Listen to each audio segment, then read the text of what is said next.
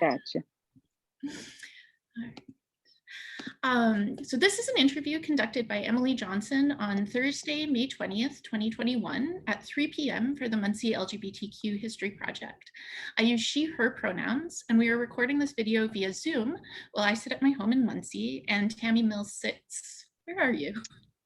I am actually in my office at the elementary school where I work at Harrison Hill Elementary, Lawrence Township Schools, Indianapolis, essentially. Excellent. I want to sincerely thank you, as I said before, for your time and for agreeing to contribute to our project. So to begin with, could you just introduce yourself? Tammy Mills, and I grew up in the Muncie area and went to Ball State and all that kind of stuff. And currently I'm in Indianapolis, but I was a teacher for a while and then ended up getting a Master of Divinity from Anderson University and pastored in Methodist churches until I came out, and then they kicked me out. And then I pastored in the metropolitan community churches till I came out as a liberal and they kicked me out. So currently I teach here at Harrison Hill Elementary. I don't have a classroom anymore. I work with kids with kind of, how shall we say it? They don't really know how to do school. They're my kind of kids. They're kind of, the world would call them different, but I just think they're cool and just need a little help. So I work with them. And then I also pastor very part-time a Unitarian church that's close to my home in Indianapolis. In a nutshell. Perfect. What pronouns do you use? She and her. And do you mind sharing your age? I am 56. 56 and a half. Yeah. Oh, excellent. Happy half birthday. That's right. I tried to get my family to celebrate it and they would not. Oh, it was hurtful. We can talk more about strategies for that. Okay. So as you know, we are collecting histories about members of the LGBTQ community. Would you mind sharing how you identify? I identify as lesbian, queer. Have you always identified with those two terms? I have, yes. I've always felt very clear. I knew very early on that's who I was. So, and that's just always been true about me. As far as my knowledge. How far back do you remember knowing? For me, it was probably in 5th grade. I knew I was different in 3rd grade. I didn't know what it was. And then 5th, 6th grade, I knew a lot of my friends were having feelings, and I was having feelings as well, you know, as the hormones like kick into action, but mine were going a very different way than a lot of my friends. And I knew there was something about that. And oddly enough, one of the things that I grew up in Muncie, nobody said they were gay. I went to a very conservative church where I did know that gay was a bad thing. So I knew I shouldn't be that. So I didn't know what it was exactly, but I did know that if we drove down a certain street at downtown Muncie, there was a place called the Mark, and that was a gay bar. I knew bars were bad and gay was bad and all that was bad, but that sign, I love still seeing that sign. I know they've moved now, but that was like a beacon of hope that my people must be somewhere, and someday I would find my people. So I just remember as a kid and asking my mom once about that, and I got a very, we are not going to talk about that. And I knew that probably was my people there. How did you know that it was a gay bar? I am not sure, to be honest. I don't know how I knew that. I'm sure I read, or there was some sort of scuttlebutt in the papers. I was always a reader and current event kind of person. And so I'm sure I picked up on something. Because it was around 5th and 6th grade when I call my seminal moment that there was a TV show, I'm really old, called Family. Buddy, we all love Buddy, all that's old dykes, but there was a teacher on the show that identified as lesbian. And that was the first time I really kind of put the word with a thing or a person, like made that connection. And I remember, she got fired, she lost her job and all that terrible things happened to her, as they usually did in lesbian or gay characters. But that was the first, that's when it was probably, I think it was like around 6th grade. That's when the word lesbian came to me. So I'm sure I knew that's who I was pretty sure. And then I also knew that, well, I'd lose my job, and it was not a good thing. But I'm sure that I picked the word up. So then if I read or saw anything in the news about the Mark, that's probably how I figured it out, or put 2 and 2 together, something like that. You are not the first person to bring up Family, as you guessed. There we go. Us old dykes, we're tied, but yeah. So you mentioned you grew up in Muncie. When and where were you born specifically? Well, I was born in Ball Hospital, Okay.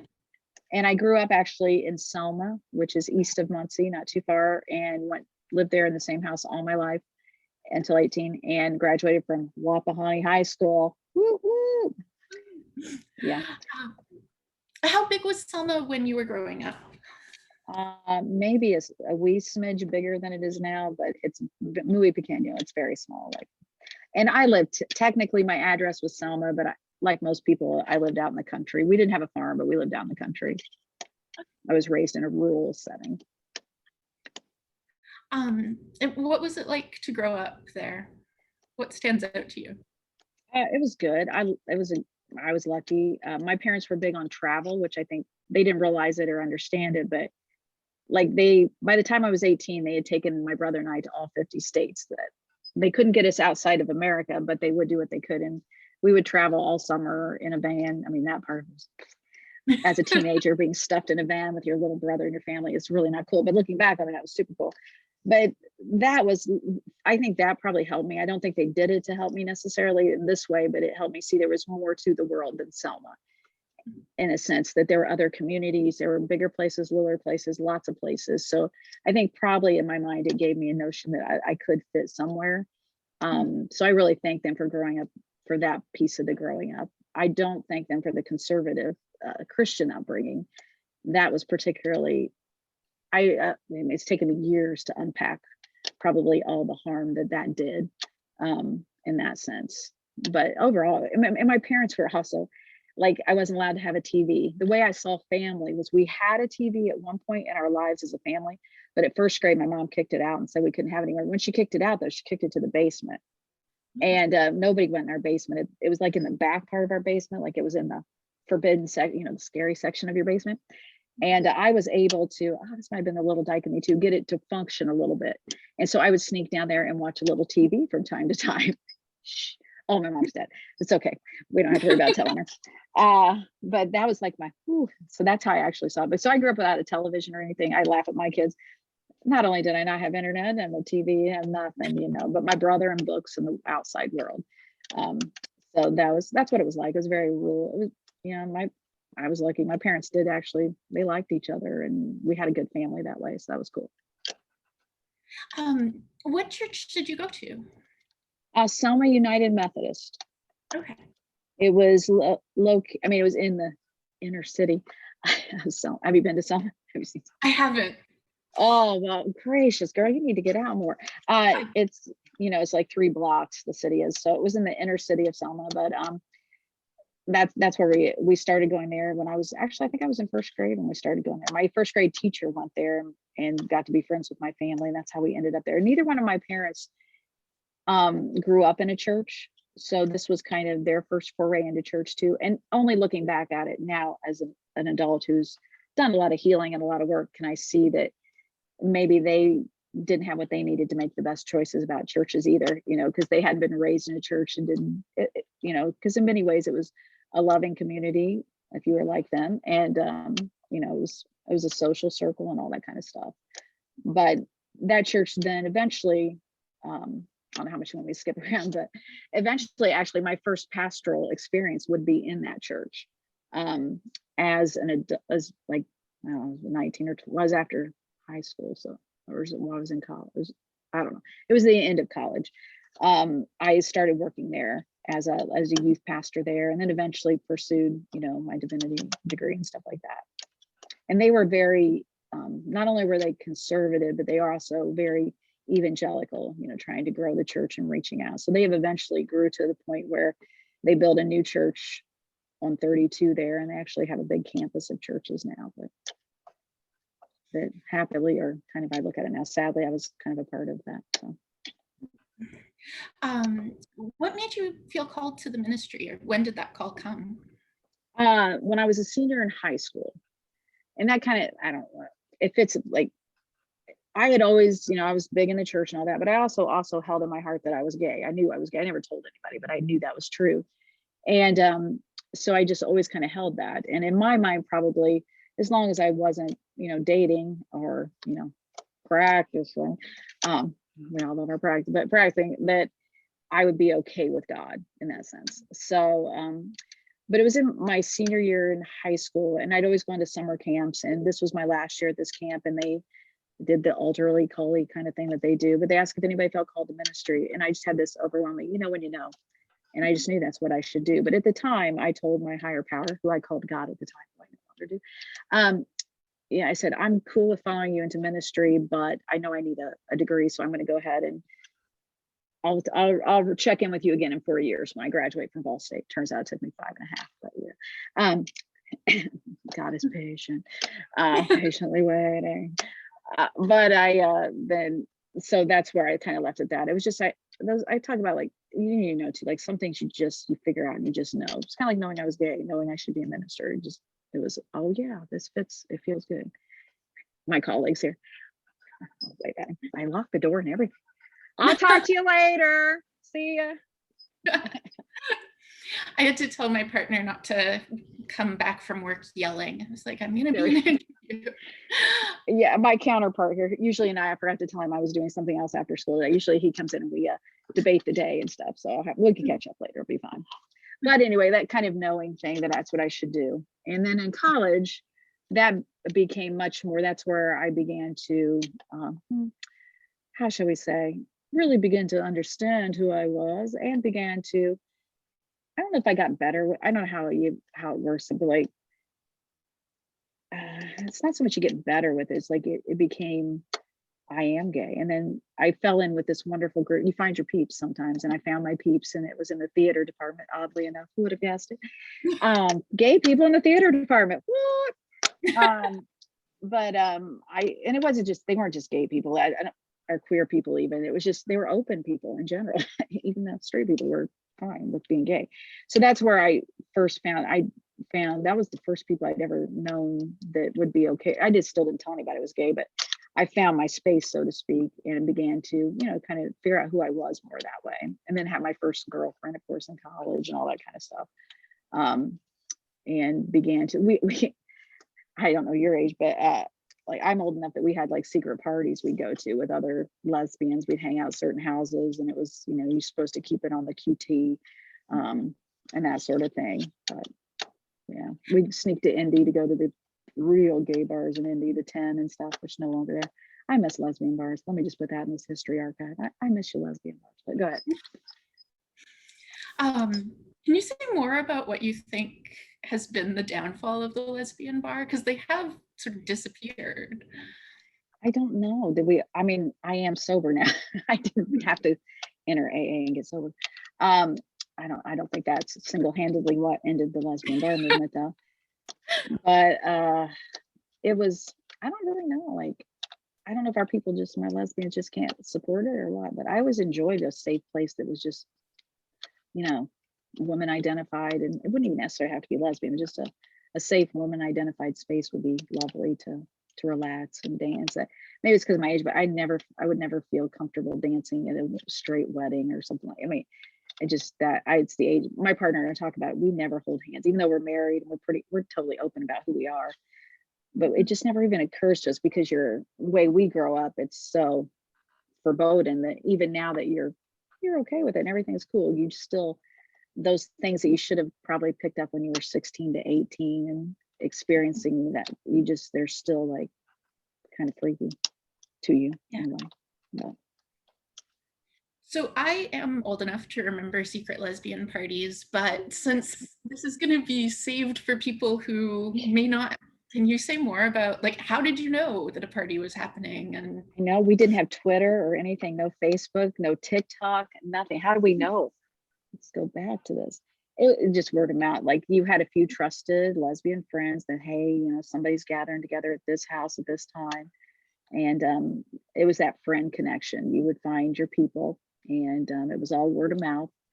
And you would find, and then it was awesome. Then you end up in somebody's place or house, and it was just all accepting people, usually mostly all lesbians, but just accepting people, and you could just be yourself and be with your girlfriend or just be with people and not worry so much about who you were or what was going on.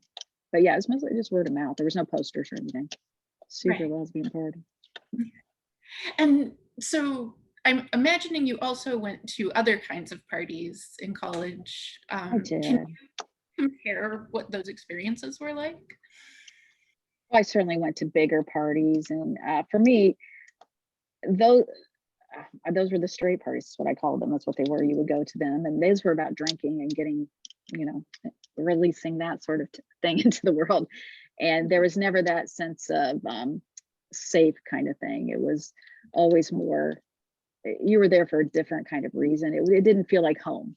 This Mhm. secret lesbian parties felt like, oh, this is home. And there wasn't even a need to get drunk at those or anything like it. That wasn't for me. I'm not talking about the world, but for me personally, that it wasn't about having alcohol before 21 at those. But the other kinds of parties were more about experiencing drinking and some things like that. And but they never felt like coming home, so to speak, That makes in my sense. experience. Yeah. So, what was your coming out experience like? I've had, I mean, in a way, I mean, looking back on it now, it's a process. And I finally, I mean, coming out to myself, I think that's a big part. I think that takes a while and a long time. One of the seminal points in my life, which is Maddie would just say this is goofy, but since you know Maddie, but this is, I talked about this for me. This worked for me. I remember I knew I was gay, but I knew as long as I, kept it suppressed and didn't act on it. And at this point, I was in the middle of college, and I was working at that church, at the Selma church at the time, doing something there. But I remember being in the gym at the Y, and running into somebody I knew was gay. I knew she was gay, and my first thought was, oh, not after we left the gym. We said hi, whatever, but I was really, I should pray for her salvation, which sounds terrible to say now. I feel bad about it, but I just, that was my overwhelming feeling. And that night at the church, they're just, because it's a conservative evangelical church, guess what? There was a prayer meeting at that church that night. And I was responsible for opening the doors for it and closing it that night. And I remember literally kneeling down to pray and to pray for her. And it's still, I'm 56 and this still works. I could not do it.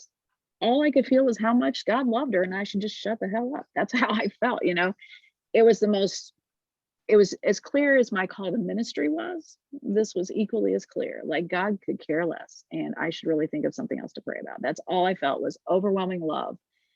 And of course, I translated that to myself. So I never then wrestled with for me, that was my seminal moment where I realized, okay, the church is one thing, but this higher power thing isn't necessarily down with everything the church is down with. And it was that kind of higher power spiritual moment, whatever you want to call it.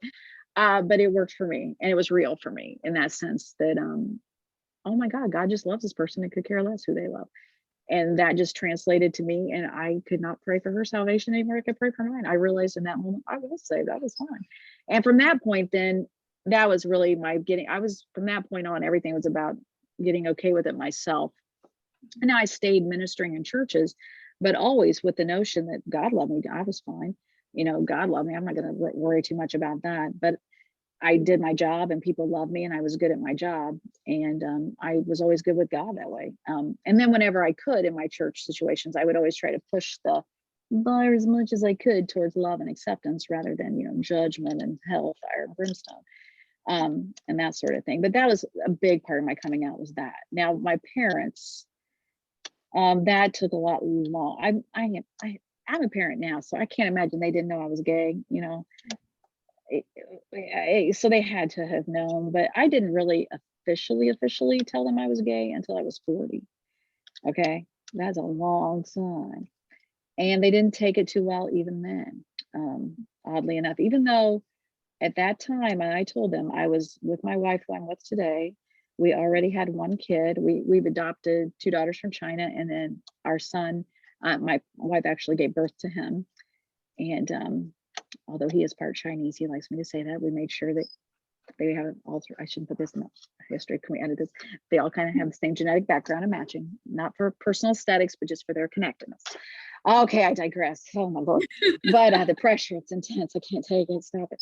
But, you know, I, I, I'm a parent now, so I can't imagine they didn't know I was gay, until I was 40. Okay, that's a long time, and they didn't take it too well even then. But, you know, so they were nice to her and nice to me, but we just never said who we were. We thought it was just kind of understood. So when I officially kind of said something, thinking that, well, it probably won't be that big a deal, because I mean, any family function she came to and vice versa. And I knew it might be a bit of a thing, but it turned out it was a way bigger thing.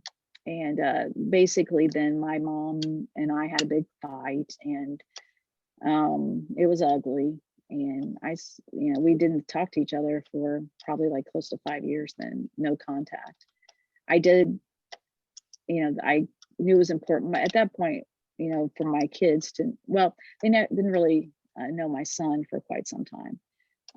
And I let them, they still saw the grandkids some, but she just would not accept it. I go, how do you not accept it? It just is what it is. But and because of that, I said, I just can't have my family around the toxic. It was toxic for my family to have somebody that is supposed to love us not really accept us, and not really affirm our family. That's toxic to my family. And at that point I had to protect my family. So I exited, so to speak. And there was about 5 years there where we didn't talk, and it was pretty tense in many ways. Ultimately, though, at the end of that, at that time, my grandma passed away, and my mom called and said I could come to the funeral. That was nice, or something to that gist. And oddly enough, my grandma and my grandpa, but he had already passed. But during that whole time, my grandma stayed connected to me. She knew my kids, and all that. She was pretty awesome about it. For whatever reason, she didn't. I don't know if she's older than, I don't know, but she was able to just accept it and accept us, and it was fine. But anyway, through the funeral, then we began to talk a little bit and reconnect. And I can't say, my mom died in September. And throughout there was like a period of like probably 15 years. Okay, we didn't talk for like 5, and then about 15 where we kind of reconnected, blah, blah, blah. And we had some laughs and some fun together, but you never really, I talk to people now about that. Like, you never really let them back in all the way. Like, once your parent does that to you, you never do. So it was never quite the same. And we both probably figured we had more time to get to the bottom of that, but sometimes you don't. So that's kind of where that happened there. But, and then the other piece of my coming out story was the whole Methodist church part of it. Right. That piece kind of was a bummer too, because there was, oddly enough, nobody more Methodist than myself. I loved John Wesley. I loved the quadrilateral. I still do, in that sense, that because he was all about, your walk, match your talk, help the world, heal the world. He really was. So I was very Methodist. And then to find out that my Methodist church was just never going to let me in for real and be a part of it. Oddly enough, I met my wife, Nancy. I was pastoring. So I went ahead, got my MDiv, and pursued ordination in the Methodist church, was ordained in the Methodist church, and was pastoring Methodist churches, knowing I was gay, but knowing God was okay with it. So be all right. I wasn't worried. I was a great pastor, and it was fine. But I met my wife. I went to Battleground United Methodist Church, which is up by West Lafayette, and loved pastoring there. But it turns out there was a young, she's a little younger than me, but she and I, oddly enough, she introduced herself. Her name's Nancy Craig. I don't think she might be saying, she's a very private person, but she introduced herself, and we just started laughing because her mom and my mom worked at the same elementary school. She grew up in Monroe Central area, which is literally a town east of Selma. And we always kind of knew each other, didn't really know each other, but my mom, like her older sister student taught with my mom. I knew of her family, and she kind of knew of my family. I always joke, I knew her family was perfect because my mom would often mention those Craig kids, they're just amazing. So I always joke that, so we had some good laughs, and we ended up becoming really good friends, and then ultimately realized there was something more to our relationship than just friends. And when I figured that out and she figured that out, I knew that my time in the Methodist church would be over. And because I just was not going to have a wife. And at this point we had adopted Grace, and I couldn't live that closeted and have a family. It would be too hard for me and just not good for me at all. So at that point I left the Methodist church, but I left, I did leave of absence, so to speak. I took time off, and everybody was told that I took time off to spend time with my new daughter, so to speak, because we had just adopted Grace. And I did not say why I really was leaving or anything like that. And there were some people who remain anonymous within the Methodist church that helped me find a safe way like that to get out. Now, ultimately, I got out of the Methodist church and I found the metropolitan community churches, which are essentially a denomination that was founded by Troy Perry. Do you know much about that? Okay. I figured. But anyway, I found that church. Okay. Other folks not so. And it was a denomination founded by a gay man, evangelical really in his faith and pretty conservative. But he began to start a church and that began to grow. And so throughout the United States and now in many places around the world, there are MCC churches, metropolitan community churches. And I discovered them and ultimately took a position as an associate pastor at what was then known as Jesus MCC in Indianapolis. And I will say this, preaching from that pulpit, but I felt fabulous because you were totally open. You know, when you're preaching from a pulpit where you can't be, where you know that you have to always make sure you change your pronouns or you don't share too much about your spouse or this or that because they're really just your, you know. So then to start preaching and be a part of MCC, it was really felt nice to even have that level of coming outness that even in my professional world, I could be, because I had never in my professional world been able to be gay. So now I've moved to Indy, I'm at metropolitan community churches, and I'm able to be open about my family and about my job. And that one would think that would be all pretty cool and good. But I was technically still in the ordination of the Methodist church because I was on leave of absence. Ultimately, I probably would have been quietly just bowed out of there, but somebody who I don't know decided to send a letter to the bishop telling them that I was gay, to which the bishop responded very quickly. And what I was at, they call it a tribunal. That just sounds horrible. I was invited to a tribunal to defend the fact that I was gay. Like, I am gay. So, you know, there's not much point in that. And at this point, when we in the 90s, the Methodist church is still really closed to gay people. Nobody was going to say, oh, but man, Mills, you're an awesome pastor, so we're just going to let you roll with it. Nobody was going to say that. And I could fight it all I want, but I was not going to, I couldn't do that to myself or my wife or my kid, because that's like denying who we are. We're a great family. We don't have to pretend. So ultimately, I did not try to fight it or make a big stink. I accepted and this is an actual word, I was defrocked, which I take great pride in. Not everybody's been defrocked in this day and age, but I was defrocked. And that crushed me for a long time. That, you know, it's like parents again, like, you know, because for me, the Methodist church had been my home for so many years and I was so freaking Methodist. You know, I was a hardcore Methodist, you know, I believed in all that stuff. I believe our diversity made us stronger. Just not that much diversity, Mills. See, that was the key. So anyway, that was certainly very painful. And then ultimately, pastoring, I got another lesson that, you know, just because you find your people and you can be out about who you are, doesn't mean you're always going to be accepted and welcomed for your diversity, so to speak. And within that particular MCC church, I was a little bit too liberal. Not a little bit, probably. That particular church at that time was incredibly believe in Jesus kind of church, very conservative Christian church, even though they were all gay. Well, they pretty much then they were all gay. Now they've tried to reach out, I think, and be a little more open. But you know, like I was asked questions, like many folks in that church believe the Bible was absolutely fell from heaven kind of thing. I'm like, no, that's not me. I don't believe that. I believe it was a document written by humans. And if you happen to hear God's voice in there, that's pretty awesome, because it was just a crapshoot which books got in there.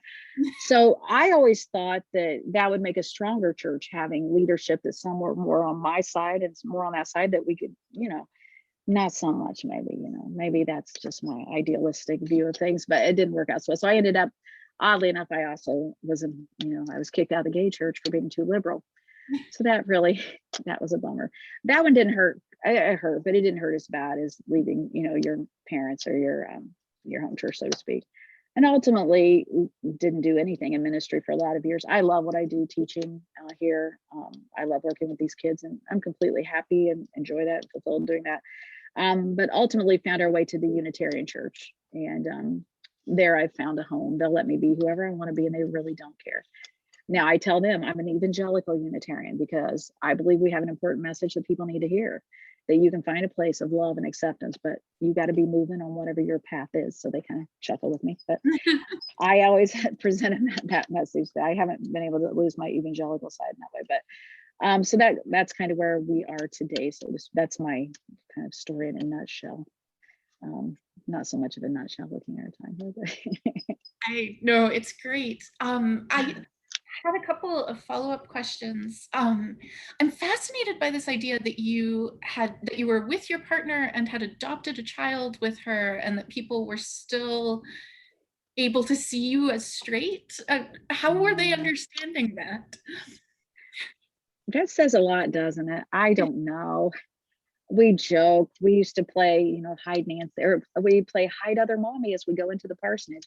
And we just knew we weren't going to raise our kid that way. So we were kind of chuckle, that sort of thing. I don't know how that was. Ultimately, somebody did figure it out. And we probably would have gone on another year just because, well, I loved what I was doing and wanted to do it another year. And then we would have kind of bowed out gracefully.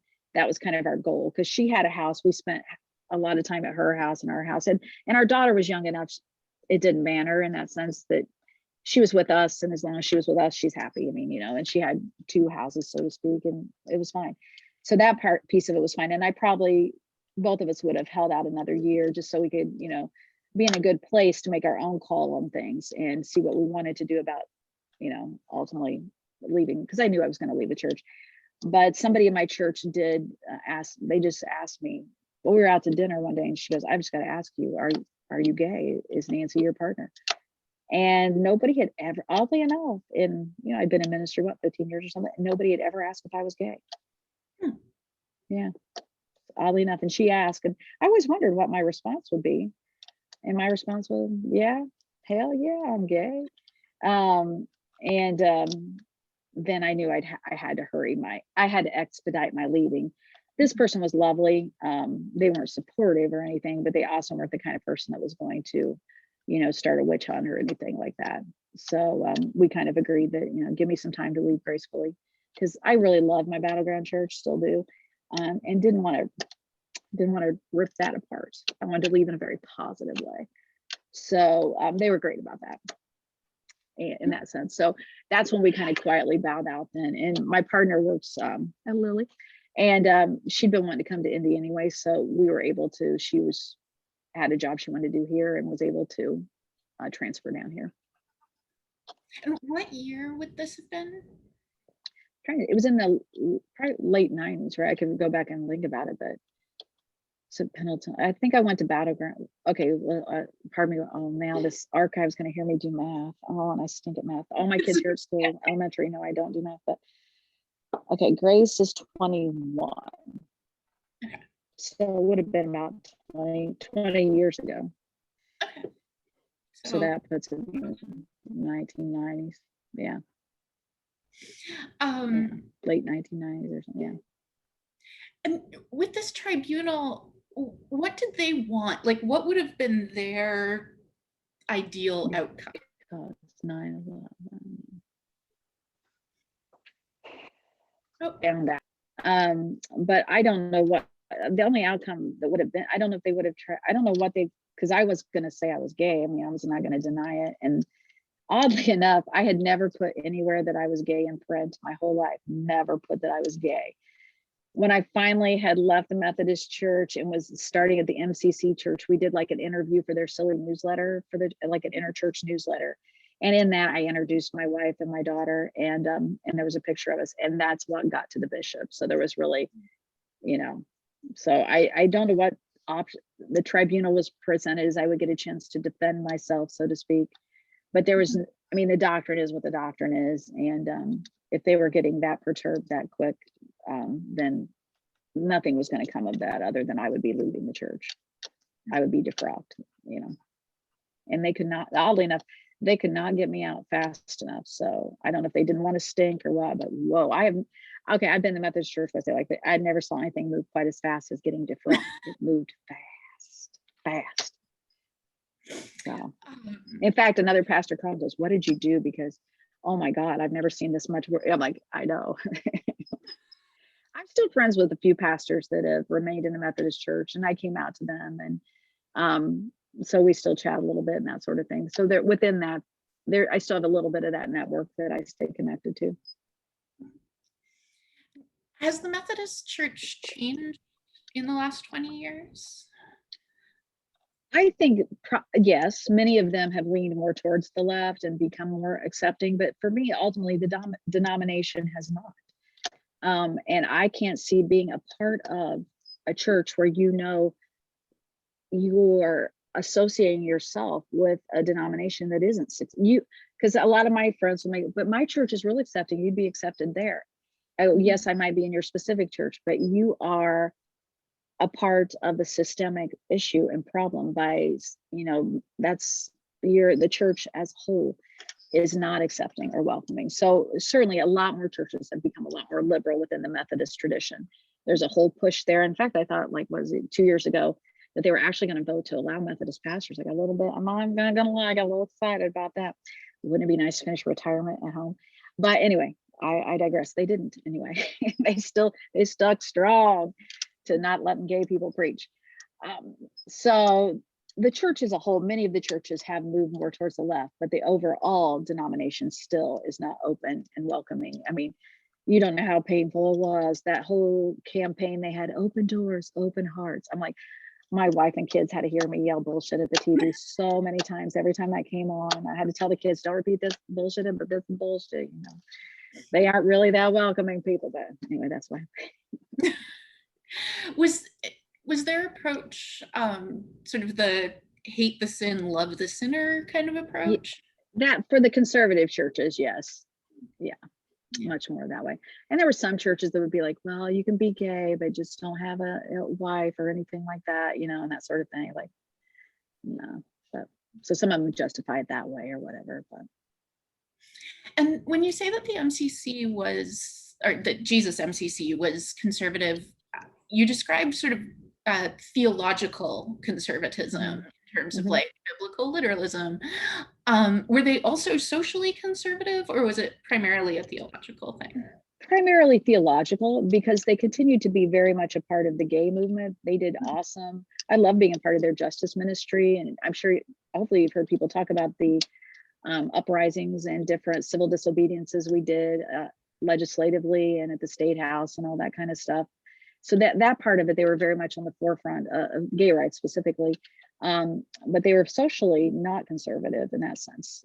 They were very upfront with that, and also not conservative, reaching out to poor and that sort of thing. Like they had those kinds of issues, and to animals, we had a animal ministry and things like that. So that part of it, socially not so conservative, I would say, but theologically, that particular church. Now the denomination has certainly, I think it has become much more liberal as a denomination and much more loosely connected, but that's just my sense of it at this point. Could you actually say more about the civil disobedience actions that you were involved in? Well, one of them we did, we all put on purple triangles and walked around downtown, but then we were another one. So that was kind of a thing we did to be visible, because to make ourselves visible. We did one where when the state was voting or doing there was hearings. I don't think it was a vote at the time, but it was hearings on gay marriage. I believe it was gay marriage. But anyway, we started shouting and actually protesting, and we were asked, it was already set up. We worked with justice ministries and that sort of thing, but the pastor would be, the senior pastor then was going to start a chant, and then we would chant, and they ultimately had to kick us out of the legislature and stuff like that. It's kind of like a shame on you, and how will history look at you, and that sort of thing. And I had never been a part of anything like, well, I've been a part of women's movements like that, I should say. I've marched Washington many times and that sort of thing, but to be that personal and local, I hadn't done that kind of thing before, and I found it, very, it's scary, but awesome too. But it was actually being in the state house and shouting out, and a way of doing civil disobedience that was within, how should we say, like not illegal kinds of things necessarily, but just enough to get attention and get people to think about the issue a little more. Right. And I actually wanted to ask, What was it like to form a family before same-sex marriage was legal? Did you have trouble with adoption? And It was hard. I always knew I wanted to be a mom, and so did my wife. So that was, that was kind of a definite. But it was hard. Like, okay, you couldn't be open. You had no legal protections at all. Um, my kids all know this because we joke with them about it, but they've all been adopted twice. Mhm. You had to, I think it was Maddie the other day said, "You really had to pay to adopt me twice." I go, "Yes, we did. That's how much we love you, dear." But no, but because you couldn't be a couple and you weren't legally married, then you adopted your kids once. The two girls were adopted from China. So only a single person could adopt from China, and well, we could be married in time anyway. So I actually went over and got the girls and officially adopted them in China. And then when we came back over here to Indiana, then my wife Nancy was able to adopt because of actually a loop. We had to, I had forgotten about this. When we got Grace at first, the only way Nancy could adopt Grace, there was some loophole in the Indiana laws code that said they had something called second parent adoption. You probably heard about this, but it was actually, I think, designed so that step parents could have some input into some legal connection to children. It was what it was never designed so that gay people could. But ultimately, that's how we gay people figured out we could both be on our kids' birth certificate. And there was one judge at the time we did Grace's.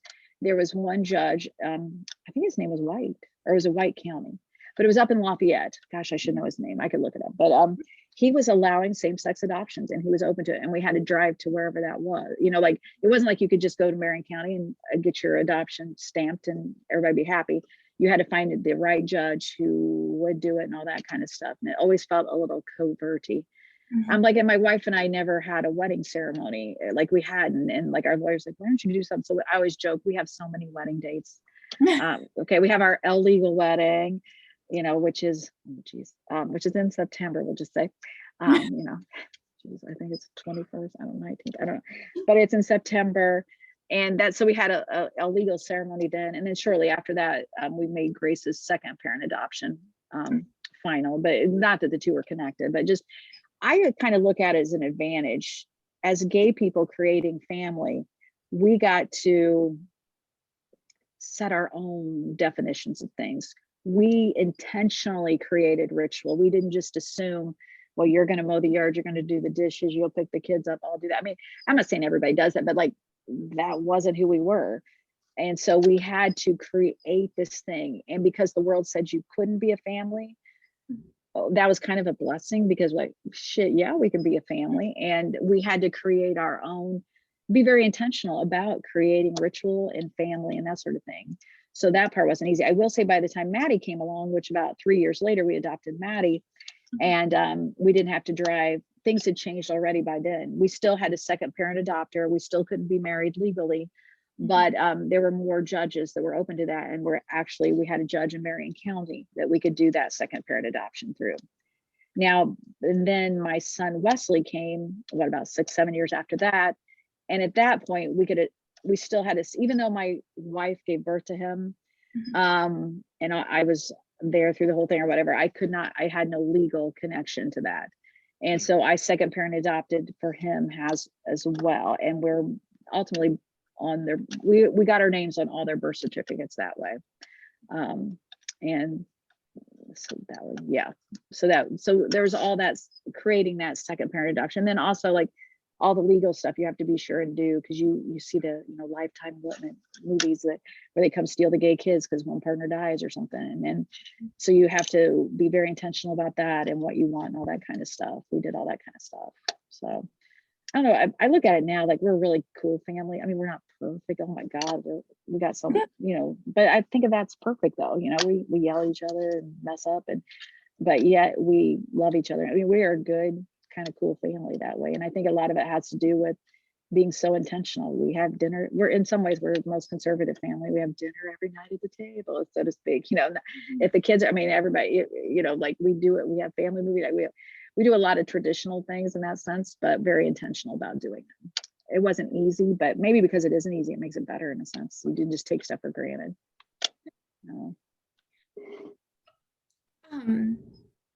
How did you find the judge? Like, how did you find out where to go? Well, it's that secret lesbian underground thing, because again, no Twitter. This, when we adopted Grace, there, I remember when I was in China, I was able to email back and forth. There was IMing through AOL when I got Grace 20 years ago. So that's as much technology as we had. But we found, you know, Lesbians Talk, and we found a lesbian friendly lawyer. And that was the key then to do your adoption, finding another lesbian friendly or gay friendly a lawyer, and then they could help you. They knew the right judge and how to get you to do what you needed to do. And then you help the next family along. Right. But it was all sort of informal. Right, right. Just, I'm sort of looking through my questions and thinking, did you ever end up going to the Mark? Once? I never went to the Mark. Really? Ever. Oddly enough, it's owned by a distant cousin of mine now. Oh, yeah. He grew up actually in the Selma area as well. And he and I, like, I know him on Facebook, and someday my wife and I are going to go to a drag show there. It's on our bucket list. But no, I never ended up going, oddly enough. I ended up going more, we would go to Indy a lot. It felt more anonymity in Indy. And you know, easier to hide in a bigger city that way, I guess. That makes sense. Maybe. Yeah. Yeah, I do want to be sure. I don't know what your follow-ups, but I want this somewhere recorded in history, because my family gets mad at me, but I want it recorded in the archives, and I told Maddie I would. I have been going to gay pride parades in Indianapolis for many years, long before I met my wife or anything. And my kids all go to them. We all have a great time, and we have for years and continue to go. But the one thing they get mad at it's kind of the family joke. When we get out of the car and start to move to the parade, I always say, take a moment. I get teary and I say, I remember when there were more protesters than parade floats. And they all tell me to shut up. They've heard that a million times, but I want that in the archives. If there was a time where there were more protesters, and I worried for my safety when I would go to the gay pride parade. Or now when I go, I'm like, oh my God, this parade goes on for freaking ever. I've never seen the parade, the gay pride parade goes on for hours. I'm like, holy Jesus. But there was a time when that was not so. So I want that in the history. Tell me more about that. What were the protesters like? They were always the Jesus protesters. They all had their signs. They all had their their mics were the thing. And they would just literally shout at you like, you're going to hell. And do you know Jesus? And this is wrong. And you're killing children and things like that. I mean, I don't know how that really had anything to do with it, but yeah, usually you had to kind of walk through them to get to where this parade would take. And there was not a huge, when I started going, there was not the huge like festival and all that kind of stuff. You know, you really felt like you were risking your life to go there in a sense. I tend to be a little dramatic, but I felt a little uneasy being there. But then it's been nice that I stayed in the area, because I continued to go, and now I don't really worry about it at all, you know, because there's way more of us than there's still always one or two of them, but it's truly changed, you know. When would that have been, or when do you think that changed? I think, my goodness, I wonder. I graduated 89. I probably started going to gay pride parades at Indy, would it have been somewhere in the 80s? I'd have to really ponder that, because I graduated high school in 83. Ball State was probably like 88-ish. So it would have been after that, probably probably the late 1980s, early 1990s, when I started going down to the pride parade. I always sort of laugh at that. I just can't imagine a real conversion experience happening, you know, like what is your end game here? That's a good, yeah. Oh, really? I'm going to hell? Well, I'm following you now. Okay, yeah. Oh, thank you. Thank you. Said by nobody. Yeah. Yeah. Well, I know that I have already taken almost an hour of your time, but is there anything that we haven't covered that you would like to make sure we do? I like our current history, since I work with elementary age students. And as even like 2 weeks ago, I had a 6th grader in here whose mom kicked her out. So I guess I'd like in the archive that while we've come a long way, our young people, we're still dealing with the same kinds of issues. You know, I had a 3rd grader in here yesterday talking about how she feels like a boy, you know, that you know, how are we, I hope we're still building safe spaces. And while I say we've come a long way, we can't get here fast enough. Because I need my friends here in my elementary school to have a safer place than I did. I think they do have a safer place than I had in many ways, but we're not there yet. And I think that's important to reflect, that there are still kids that get kicked out of their houses for who they are, or who they might even be. I don't know, 12, you even know exactly who you are, in that sense. So we need to be aware of that. I think that's real important to include, that the fight goes on. And, you know, there's still plenty of places where you can be fired for being gay. You know, they can look at you, go, oh my God, you're an amazing teacher, but man, you're gay, get out of here. And that's completely legal. Or, oh, you're gay, we can't rent a house to you, that's ridiculous. So there are plenty of places in the world, and not just the world, but, you know, here in the United States, where that is still true. And until that changes, you know, the fight must go on. And we must, just because you get married, whoop-de-doo. I mean, it's a nice thing, it's a legal thing, I'm happy for all that, you know, it gives me another anniversary to celebrate. But because we did legally, then we ended up going to Massachusetts and getting married ultimately. That was our legal wedding. And I think the kids really enjoyed that. I remember laughing. The first time we got married, the first time Nancy, my wife, asked me to marry her, and it was beautiful. It was scary, but she did it at Disney World. When we plug out to Disney, has always been very supportive. She officially did it at Disney World. Mind you, this was 20 years ago. And they officially knew, and they took us outside the Magic Castle. There was a little garden at the time that was close to the castle, and there were 2 Minnie Mouses in wedding dresses there, little ones and big ones. And it was all it was the most accepting thing I'd ever had. And they had, you know, flowers, and they treated us like royalty. And that was 20 years ago, where, you know, because the reality for us was, well, I said yes, of course. And but ultimately, like, we both kind of, then there was nobody we could call and say that we said yes to, you know what I mean? So one second, my son's coming in the door here. He goes to middle school and then comes over, sorry. You can come in, be quiet, I'm on a call. Just come in. He's heard all these stories before too, so maybe you should interview him. He's quite an interesting fellow. But anyway, so that was awesome. But then the second time I asked her to marry me, and that was on, you know, and that's when we were going to Massachusetts. And I think the kids really appreciated that, and they got to be a part of it. Like Wes, who just came in here, he's 13 now, but at the time he was probably about 4, and he wanted to be our flower guy, and he put flowers in a bucket, and we found a Unitarian church. But what I started to say was, the irony of our first engagement in many ways was very accepted by Disney and treated just like real people, and it was awesome. But then she and I both, there was no family we could call. There were no friends necessarily that you could call, that normally you would say, oh my God, she has blah blah.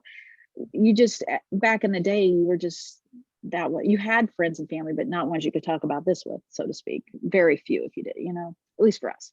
So that was kind of an irony of that. But then the second time we got married, we found a Unitarian church in Massachusetts, and that lady married us. It was just our family, and it was awesome. And I always joke that the first thing Maddie said was, oh, you're getting married? I need to buy a dress. So that's very Maddie, since you know Maddie. She immediately had the catalog, or she was online and picking out little dresses. So for her, it just meant a new dress, which is, that's so Maddie, which I love. But anyway, so then the second was in Massachusetts. And then I don't think he did anything when it became legal. But, and I will put a plug in, Eli Lilly has always been more accepting of us than anybody. Even when we first 20 years ago moved to Indy, they were, I believe, very soon, right around that time, we were able to get domestic partner benefits and that sort of thing. So through Nancy and through her company, we've always been, but which I know isn't true of everybody. And so I don't take that for granted, that 20 years ago, we were able to have legal rights to all the benefits that Lilly provides for both of us and for our children. So that's been awesome. Wow. Well, I will let you go, since you have a lot going on. Thank you again so much. And is there anybody else that you can think of that we should talk to? Can I get back with you on that? Absolutely. I'll ponder that and think about, I mean, what kinds of things would you like? I was trying to think, like, would you like to hear from more of the MCC kind of people? I would love to. Yeah. Okay. Basically, with oral history, everybody's story is so unique. Right. We find the patterns when we talk to the most people. And so I really am just interested in talking to whoever wants to talk to me. Okay. Yeah, because I can think of several. I mean, but let me talk to them, and I'll get back with you on that. But okay. Yeah. Sure, more the merrier. I mean, because I suppose somewhere our history actually is somewhere in the middle, the intersection of our stories and things. So that's pretty cool. Absolutely. All right. All right. Well, thank you again, Ms. My pleasure.